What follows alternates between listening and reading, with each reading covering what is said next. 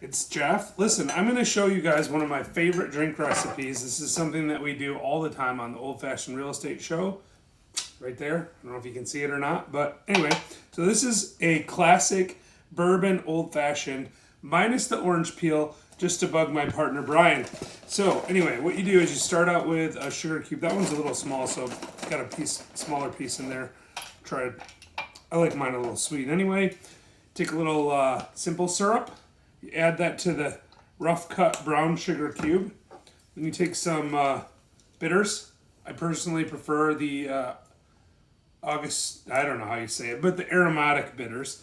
Some people like orange bitters. I put about 2 shakes in there. I don't know if you saw that. It was like that much.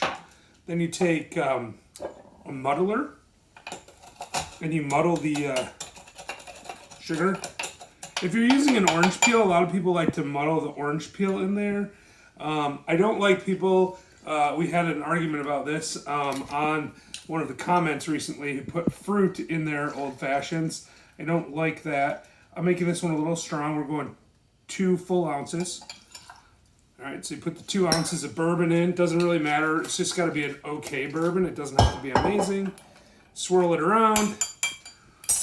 Grab an ice cube out of your freezer.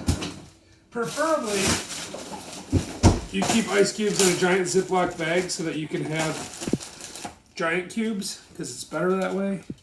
And then, the key for all Old Fashions is Luxardo cherries. These guys are a Marciano cherry, but they're a dark black Marciano cherry like this. And what you want to do is put a couple in there and then just put a little bit more juice in.